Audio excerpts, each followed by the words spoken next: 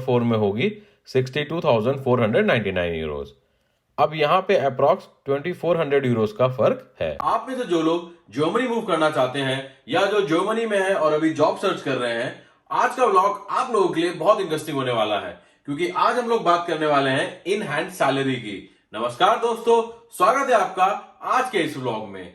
दोस्तों, मैंने अपने लास्ट वीडियो में आपको बताया था कि जर्मनी में प्रोफेशन वाइज जैसे engineer, doctor, marketing, HR, finance वगैरह वगैरह की एवरेज सैलरीज कितनी है। ये ग्रॉस सैलरीज के फिगर थे। आज के इस वीडियो में हम जानेंगे कि एक्चुअली इन हैंड सैलरी कितनी होती है, कौन कौन से डिडक्शंस होते हैं, टैक्स कैटेगरीज क्या क्या है और इन सब का आपके जर्मनी मूव होने में कितना बड़ा रोल है। ये सभी बातें हम आसान भाषा और एग्जांपल्स के साथ समझेंगे। तो दोस्तों, स्टार्ट करते हैं आज का व्लॉग विद सुमीत। जर्मनी में फिस्कल ईयर 1 जनवरी से 31 दिसंबर तक होता है। जैसे अपने इंडिया में जो फिस्कल ईयर है वो 1 अप्रैल से 31 मार्च तक होता है और हर साल मिनिमम टैक्सेबल सैलरी और डिडक्शंस में ऊपर नीचे होता रहता है। तो आज के इस वीडियो में हम जो भी फिगर्स या परसेंटेज की बात करेंगे वो सभी 2021 के अकॉर्डिंग ही है। जर्मनी का tax system progressive tax system है। इसका मतलब कि जो जितना कमाएगा वो उतना ही ज्यादा टैक्स पे करेगा। तो स्टार्ट करते हैं हम इनकम टैक्स ब्रैकेट से। टोटल 4 टैक्सेबल इनकम ब्रैकेट्स हैं। फर्स्ट ब्रैकेट उन लोगों के लिए है जिनकी एनुअल सैलरी 9,744 यूरोज अगर सिंगल है या फिर 19,488 यूरोज अगर मैरिड हैं। यहाँ पे टैक्स रेट 0 है, यानी कोई इनकम टैक्स पे नहीं करना। सेकंड ब्रैकेट उन लोगों के लिए है जिनकी सैलरी 9,745 यूरो से 57,918 यूरोज के बीच में है। यहाँ टैक्स रेट 14 से 42% तक का है। जितना आप ज्यादा कमाएंगे उतना ही टैक्स आपका बढ़ता जाएगा। थर्ड कैटेगरी में वो लोग हैं जिनकी सैलरी 274,612 यूरोज तक है। यहाँ एक फिक्स टैक्स रेट है 42% का। और लास्ट कैटेगरी में सुपर रिच लोग आते हैं जिसमें आपका टैक्स 45% कटेगा। मैरिड कपल्स के लिए ये टैक्सेबल इनकम डबल हो जाएगी। आप यहाँ फिगर्स में भी देख सकते हैं। मैक्सिमम इंडियंस जो इंजीनियरिंग और मार्केटिंग के फील्ड में है वो इसी 42% के टैक्स ब्रैकेट में आते हैं। ये 42% सुन के आप डिमोटिवेट ना हो, ये परसेंटेज आपकी टैक्स कैटेगरी पे भी डिपेंड करता है। इसके बारे में हम वीडियो में आगे बात करेंगे। ग्रॉस सैलरी में 2 बड़े डिडक्शंस होते हैं। पहला सोशल सिक्योरिटी कॉन्ट्रीब्यूशंस और दूसरा टैक्सेस। स्टार्ट करते हैं हम सोशल सिक्योरिटी कॉन्ट्रीब्यूशन से। इसको जर्मन में सोशल अबगाबन या फिर सोशल versicherung भी कहते हैं। जर्मनी अपने रेसिडेंट्स को काफी सारे सोशल बेनिफिट्स देता है, जैसे children allowance, unemployment benefit, sickness benefit वगैरह वगैरह। इसके अलावा जर्मनी की पॉलिसी है कि सबका साथ सबका विकास, यानी कि जो लोग कम कमाते हैं या फिर किसी डिसेबिलिटी या एक्सीडेंट की वजह से जॉब नहीं कर पा रहे या फिर रिटायर हो चुके हैं, ये लोग कहीं सोसाइटी में पीछे ना रह जाएं, इसीलिए जो वर्किंग क्लास है वो सोशल सिक्योरिटी कॉन्ट्रीब्यूशंस को भरती है। सोशल सिक्योरिटी कॉन्ट्रीब्यूशंस आपकी ग्रॉस सैलरी पे कैलकुलेट होता है और ये आप पूरा खुद नहीं भरते हैं। ये कॉन्ट्रीब्यूशन आपके और आपके एम्प्लॉयर में 50-50% डिवाइड होता है। इसके 4 कंपोनेंट्स होते हैं। पहला क्रांकेनversicherung यानी कि हेल्थ इंश्योरेंस। ये कवर करता है आपकी मेडिकल कॉस्ट जैसे हॉस्पिटल ट्रीटमेंट, डेंटल केयर और मेडिसिन। ये आपकी ग्रॉस सैलरी का 14.6% कैलकुलेट होता है। हालांकि आपकी ग्रॉस सैलरी से 7.3% ही डिडक्ट होता है और जो रिमेनिंग 7.3% है वो आपका एम्प्लॉयर कंट्रीब्यूट करता है। इसके अलावा एक एडिशनल कंट्रीब्यूशन भी होता है 1.3% का और ये भी आप और आपके एम्प्लॉयर में 50-50% शेयर होता है। दूसरा है Arbeitslosversicherung यानी कि अनएम्प्लॉयमेंट इंश्योरेंस। जैसे कि इसके नाम से ही क्लियर है, इनकेस अगर आपकी जॉब चली जाती है तो ये इंश्योरेंस तब काम आता है। अगर आपने मिनिमम 1 साल तक जॉब की है और उसके बाद आपकी जॉब जाती है तब आप अनएम्प्लॉयमेंट बेनिफिट ले सकते हैं। हालांकि इसके लिए आपको अपने लेबर ऑफिस, जिसे जर्मन में Agentur für Arbeit कहते हैं, वहां पे रजिस्टर करना पड़ेगा। ये भी एक मैंडेटरी डिडक्शन है। ये आपकी ग्रॉस सैलरी का 2.4% कैलकुलेट होता है और यहां पर भी 1.2% आपकी ग्रॉस सैलरी से डिडक्ट होता है और जो रिमेनिंग 50% है वो आपका एम्प्लॉयर कंट्रीब्यूट करता है। तीसरा है रेंटेनversicherung यानी कि पेंशन इंश्योरेंस। यहां पर एक कैच है, ये इंश्योरेंस आप अपने लिए नहीं देते हो बल्कि जो लोग रिटायर हो चुके हैं उनके सस्टेनमेंट के लिए दिया जाता है। ये आपकी ग्रॉस सैलरी का 18.6% कैलकुलेट होता है और आपकी ग्रॉस सैलरी से 9.3% डिडक्ट होता है और जो रिमेनिंग 50% है वो आपका एम्प्लॉयर कंट्रीब्यूट करता है। अगर आप पेंशन इंश्योरेंस 5 साल या उससे ज्यादा तक भरते हैं तो रिटायरमेंट के बाद आप भी पेंशन के लिए एलिजिबल हो जाते हैं। इन केस अगर आप वापस इंडिया चले जाते हैं तो इंडिया जाने के 2 साल के बाद आप इस पैसे को क्लेम भी कर सकते हैं। चौथा है फ्लेग ऑफ रजिस्ट्रूम, इंग्लिश में नर्सिंग केयर इंश्योरेंस या फिर इसे लॉन्ग टर्म केयर इंश्योरेंस भी कहते हैं। इन केस अगर किसी को केयर की जरूरत पड़ती है due to illness, old age या एक्सीडेंट की वजह से तो ये इंश्योरेंस उसे कवर करता है। करंटली ये 3.05% है और ये भी आपके और आपके एम्प्लॉयर में 50% शेयर होता है। यहां पे एक थोड़ा ट्विस्ट भी है, अगर आप जैक्सन या इंग्लिश में जैक्सनी स्टेट में रहते हैं तो वहां पर आपका कंट्रीब्यूशन होगा 1.025% और आपके एम्प्लॉयर का कंट्रीब्यूशन होगा 1.525%। बाकी हर स्टेट में ये 50-50% शेयर होता है आपके और आपके एम्प्लॉयर के बीच में। इसके अलावा अगर आपके बच्चे नहीं हैं तो आपको एडिशनल 0.25% भी देना होगा। इन 4 के अलावा और भी इंश्योरेंस होते हैं जैसे कि उम्फाल फर्जिशरूम, इंग्लिश में ऑक्यूपेशनल एक्सीडेंट इंश्योरेंस। हालांकि ये इंश्योरेंस एंटायरली आपके एम्प्लॉयर की साइड से फंडेड होता है तो आपकी सैलरी में कुछ भी रिडक्शन नहीं होता। अगर आप इन सभी इंश्योरेंस को ऐड करेंगे तो आपकी ग्रॉस सैलरी का अराउंड 20 से 22% सोशल सिक्योरिटी कंट्रीब्यूशन में डिडक्ट होता है।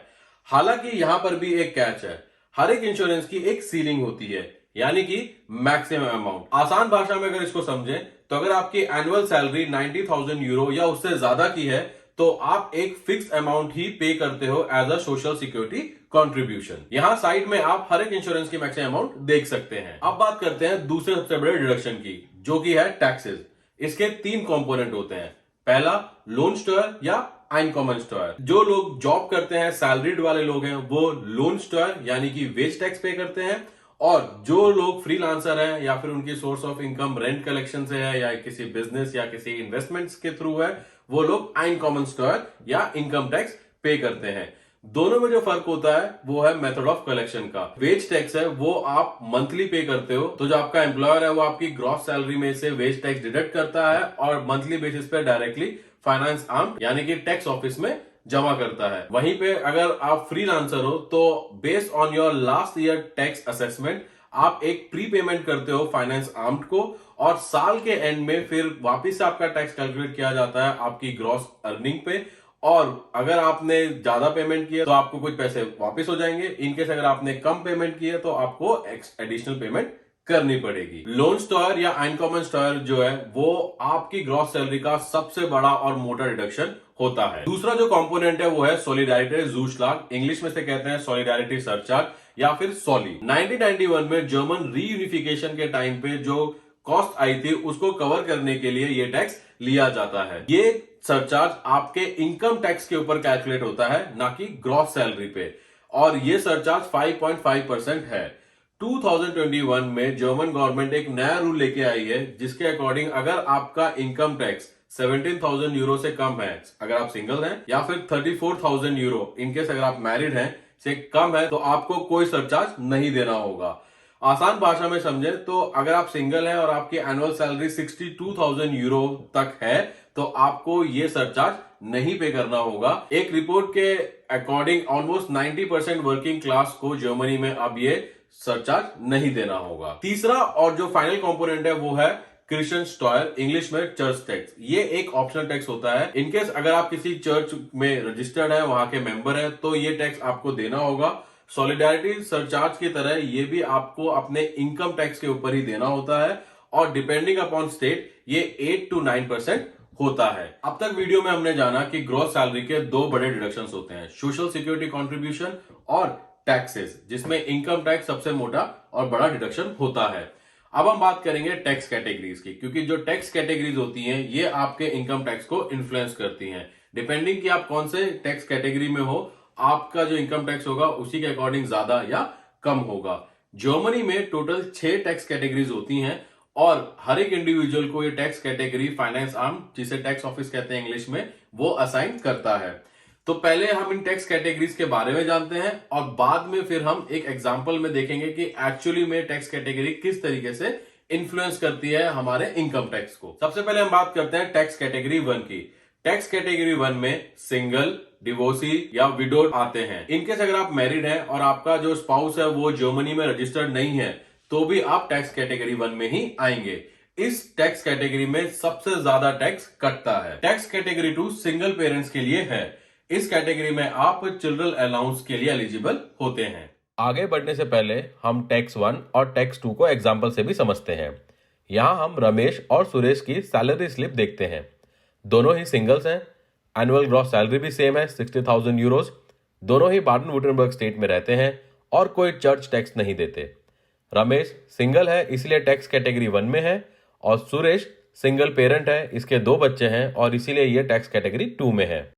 सैलरी स्लिप में आप देखेंगे कि पहला डिफरेंस नर्सिंग केयर इंश्योरेंस में है। क्योंकि नरेश के कोई बच्चे नहीं हैं, इसीलिए उसे एडिशनल 0.25% नर्सिंग केयर इंश्योरेंस भी भरना होता है। दूसरा डिफरेंस आपको वेज टैक्स में दिखेगा। इन दोनों की वजह से सुरेश की नेट सैलरी रमेश से ज्यादा है सेम ग्रॉस सैलरी पे। परसेंटेज वाइज देखें तो ग्रॉस सैलरी पे रमेश ऑलमोस्ट ओवरऑल 40% और सुरेश अराउंड 37.6% टैक्स पे करते हैं। टैक्स कैटेगरी 3, 4 और 5 को हम एक साथ समझते हैं क्योंकि ये मैरिड कपल्स के लिए होती है।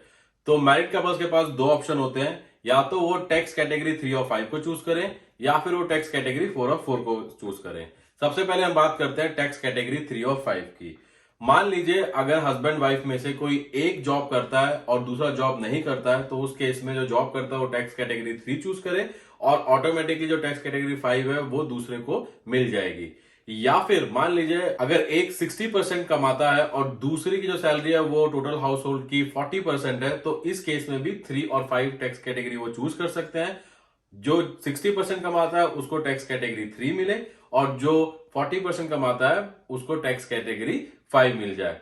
यहां पे पीछे लॉजिक ये है कि जो टैक्स कैटेगरी 5 में रहेगा उसको मिनिमम बेसिक अलाउंस यानी कि जो मिनिमम टैक्सेबल सैलरी थी जो मैंने वीडियो के स्टार्टिंग में आपको बताई है वो नहीं मिलेगा, जिसकी वजह से उसको टैक्स थोड़ा ज्यादा देना पड़ सकता है। हालांकि जो टैक्स कैटेगरी 3 में है उसे ये मिनिमम बेसिक अलाउंस डबल मिलेगा। तो जब आप इन दोनों की नेट सैलरी को ऐड करोगे तो वो ज्यादा आएगी इन केस अगर ये दोनों टैक्स कैटेगरी 4 और 4 को चूज करते हैं। अब हम बात करते हैं टैक्स कैटेगरी 4 की।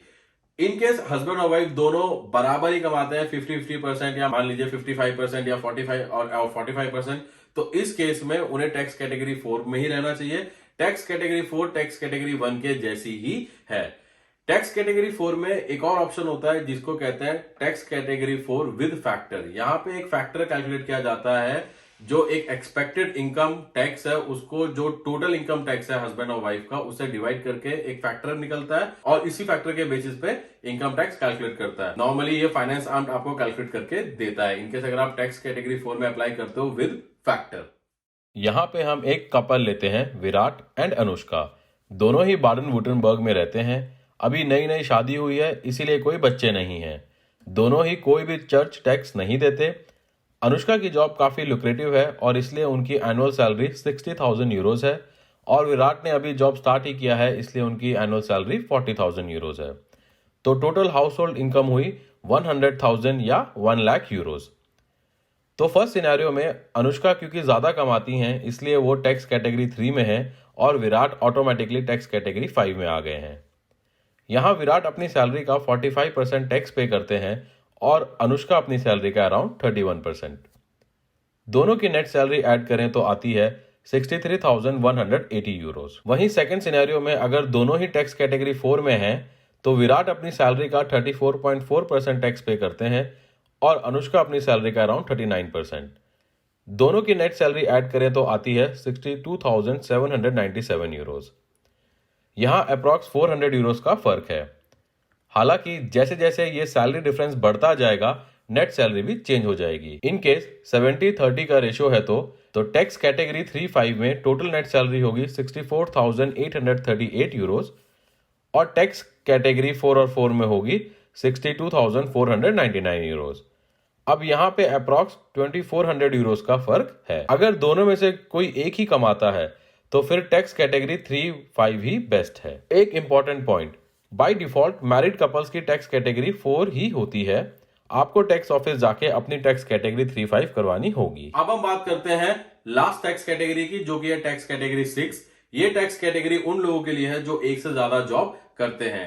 इस टैक्स कैटेगरी में आपका मैरिटल स्टेटस मैटर नहीं करता है। यहाँ पे जो एम्प्लॉयर आपको कम सैलरी देता है वही आपका इनकम टैक्स कैटेगरी 6 के अकॉर्डिंग डिडक्ट करता है।